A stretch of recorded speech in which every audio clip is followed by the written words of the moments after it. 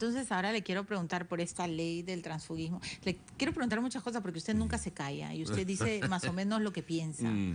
No sé si diga la verdad siempre, pero sí dice lo que piensa. La ley del transfugismo. ¿Usted está de acuerdo con lo que ha planteado el congresista Vergara? Yo lo que creo es que quieren curar con una infección con un curita. ¿Ya? ¿Por qué? Porque el origen del transfugismo está en la ausencia de candidaturas que provengan de partidos. El fujimorismo no sé cómo ha hecho, porque la ley dice que tú puedes presentar en una lista hasta una quinta parte de invitados. Sí. Y yo no sé cómo entonces puede haber que en un congreso de 130 parlamentarios, solo 30 pertenezcan a un partido político. ¿Y cómo? ¿De dónde? O sea, todas las quintas partes de todos los partidos son las únicas que salieron elegidas y aún así no te alcanza el cálculo. Quiere decir que disfrazan militancia. Entonces tenemos que hacer varias cosas. Primero, los partidos no pueden formarse un día antes de las elecciones, porque justamente juntan a la gente y sí, claro. Sí, nos juntamos un sancochado y ya. Un sancochado, y por eso es que suceden estas cosas que no tienen compromisos, pues, se conocen el mismo día. Carlos Bruce lo dijo aquí en tu programa, ¿no? Sí, hay varios que yo he conocido, recién los estoy conociendo. Igualito fue en el caso de PPK. Nosotros tenemos que establecer, primero, que los partidos que postulan en los procesos electorales son aquellos que tenían inscripción por lo menos 3 años antes. O sea, usted propone que los candidatos al Congreso tengan una inscripción antigua. Por lo menos militando en el partido. Me parece bien eso. Mínimo 3 años. Sí, porque si no, cada aventurero y cada paracaidista que va a entrar. Y por eso entonces que hay transfugismo. ¿Y eso qué significa? Que ese partido político debe tener mecanismos de procesamiento de discrepancias, como todo partido político tiene. ¿Y cómo se hacen esos mecanismos?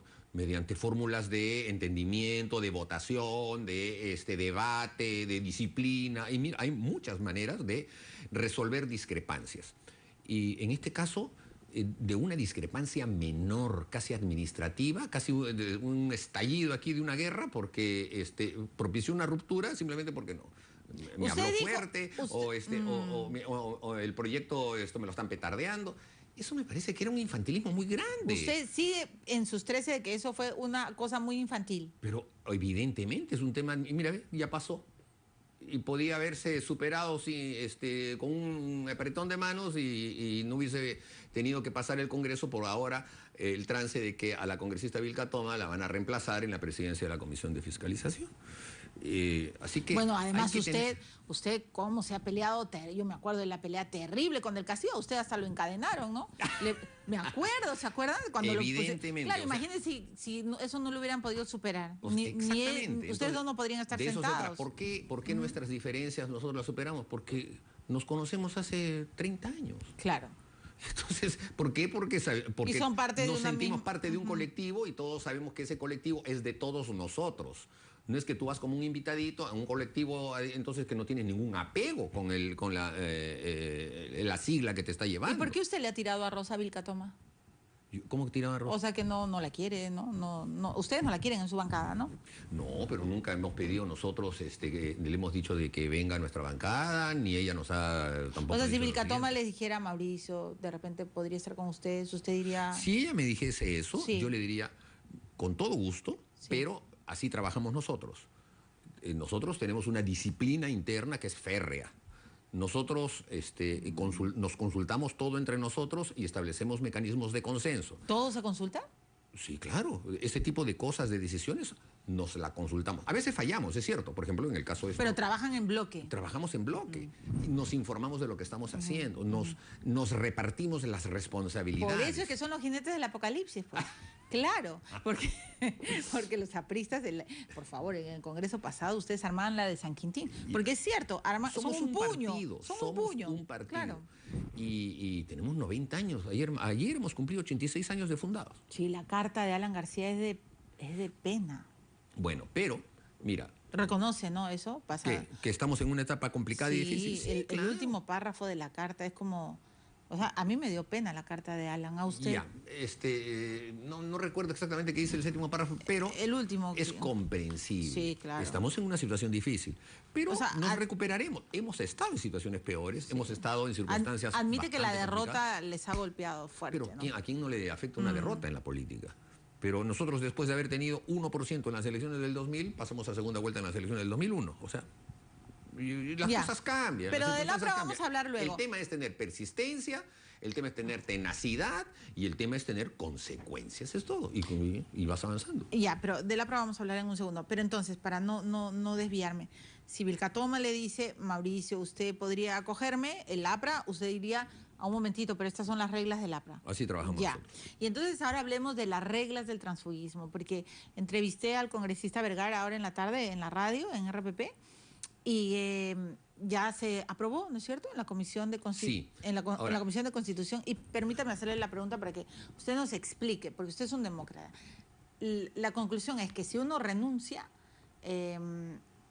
o es expulsado, no vas a poder pertenecer a la mesa directiva en ningún modo, no vas a poder ser parte de otra bancada en ningún modo y, por supuesto, tu pertenencia a una comisión va a ser decidida por el Pleno y por la mesa directiva del Congreso. En Cristiano vas a ser un paria y solo nosotros, los de la mesa directiva y todo el Congreso, decidirá tu futuro y tu carrera congresal. ¿Eso qué le parece? me parece justamente lo que te dije, que creen que van a resolver el tema del transfugismo porque no pueden controlar que haya tránsfugas potenciales en la bancada y entonces lo tienen que hacer a la fuerza. Me parece absurdo que ataquen la enfermedad del transfugismo con curitas. Claro, con un curita, pero en este caso con una ley coercitiva.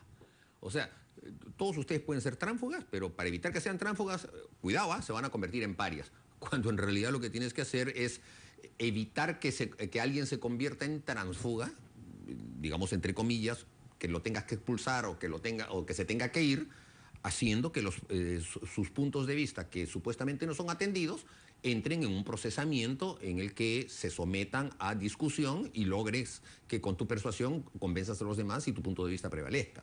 Pero si no tienes eso, si no tienes esos mecanismos, entonces, claro, tienes que aplicar este tipo de fórmulas que no resuelven nada.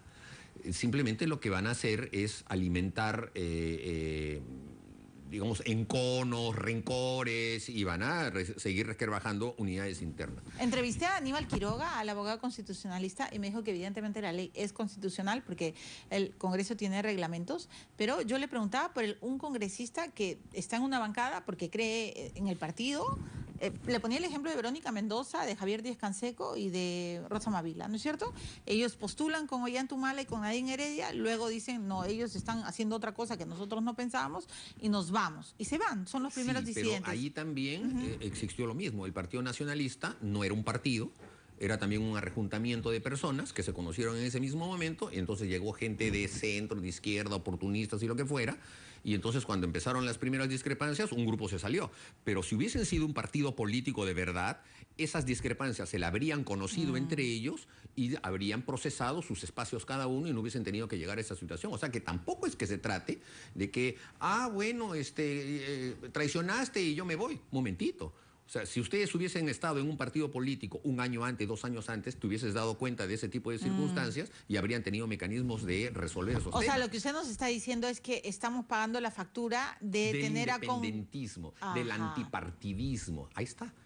Se quiere, pues, no, se pregonaba que lo mejor era ser independiente, los partidos políticos tienen que irse al basurero de la historia, etcétera, etcétera, y resulta, pues, que ahí está, pues, ese es el resultado. Tienes un Congreso en donde priman las individualidades. Es más, la gente cree que con su voto preferencial ya, no, yo tengo mis votos, estos son votos míos y no son votos del partido. Y en muchas veces el partido los recluta justamente por los votos que tiene y entonces eso los convierte en suprapartidarios, están por encima del partido. Eso también y en egos desbordados, ¿no? También. Todo se ha desbordado porque seguimos teniendo la estructura mental antipartidos políticos que la Constitución del 93 y el golpe de Estado del 5 de abril del 92 instauraron en nuestro país permanentemente. Pero usted, por ejemplo, a ver, le voy a hacer preguntas. ¿Usted es pro unión civil? Sí, claro, yo he defendido el tema de la unión civil cuando lo presentó Carlos Brus en el proceso anterior. ¿Usted es pro píldora del día siguiente? También. ¿Cómo hacerle la pregunta? ¿En qué está de acuerdo usted y que el APRA no está de acuerdo? Bueno, a ver... O sea, algo muy que colisionen... tenemos ese tipo de discrepancias. Hay otros compañeros que no están con la unión civil. A mí me han criticado de dentro del partido cuando yo estuve a favor. Hay compañeros que son evangélicos y están totalmente ¿Usted está de acuerdo con la pena de muerte? Sí. Sí. Pero no me por ejemplo, ayuda, un en el tema del Ya. aborto, la gran mayoría de mis compañeros, cuando lo hemos tenido que discutir en el periodo anterior, están en contra del aborto. ¿Y usted está a favor? Yo estoy a favor del aborto terapéutico y del aborto que es secuela de la violación. Por violación. Ok. Entonces, por ejemplo, entonces me voy a poner en la otra orilla. ¿Qué pasa si un aprista, un compañero suyo, ve que la bancada va a apoyar un proyecto de ley que tenga que ver con el aborto en Es caso que de violación? nosotros tenemos temas que los hemos puesto en el ámbito de la conciencia y dejamos libertad de voto en ese tipo de temas. Ya, pero a eso quería llegar. Por conciencia, ¿qué pasa si usted en un momento dado de su vida, por conciencia dice, no, yo no puedo Sí, aceptar se eso, permite. me voy del APRA? No, me voy de la bancada. En ese caso, ¿por qué se va a convertir en un paria? Esa es mi pregunta. O sea, yo estoy de acuerdo en que una persona que es tránsfuga por dinero, como fue en la época más espantosa, ¿no? Las torres y ya está, por platita te vas a otra bancada. O porque usted dice, bueno, eres un aventurero, un improvisado y también te vas, ya, hay que castigarlo de alguna manera. Pero una persona que por conciencia dice, o ve un lobby, algo raro en su... Ya, y pero dice, entonces- me voy, ¿por qué se va a convertir en un paria? Porque no debe irse, porque se le tiene que advertir antes que si tiene un... Ya, a ver, te voy a poner un ejemplo. Ya. El congresista Choche Flores, el de Tacna, que teníamos nosotros cuando éramos 27 en el periodo 2006-2011. Ya, Él promovía una ley para el tema de los autos usados en Tacna, etcétera, y toda la bancada votó en contra. ya, Él decidió renunciar a la bancada Ya. en ese momento.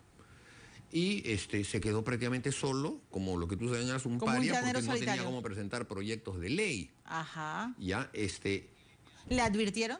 claro, él sabía que las decisiones colectivas, cuando pierdes en las decisiones colectivas, las tienes que asumir. Incluso nosotros en el APRA tenemos una enseñanza que había y que a Aya de la Torre le gustaba decir, usted defiende un punto de vista, pierde su punto de vista en una asamblea, se queda como minoría y usted va a tener que ser el que asuma la posición de la mayoría y defenderla. ¿Para qué? Para demostrar la institucionalidad. Entonces, si tú les dices a quienes van a entrar, estas son las reglas de juego, mayoría manda y la minoría se sujeta a la mayoría, ahora tú tienes que tener la suficiente capacidad de persuadir a los demás, convencer a los demás Claro, y ganar tu muy debate. interesante. Bueno, Muy si esas son las reglas, se asume. Ahora, ya no las quieres respetar las reglas, te quieres ir, entonces vas a sufrir estas consecuencias. O sea, ¿usted cree que Vilcatoma no entendió al final las reglas Y yo del lo que juego? creo que ha tenido Jenny Claro. Vilcatoma es el costo de la inexperiencia política. Claro. La flexibilidad de la política, o sea, no es comparable la política con la judicatura, no es No, comparable con el ejercicio del derecho. La política es mucho más complicada que eso.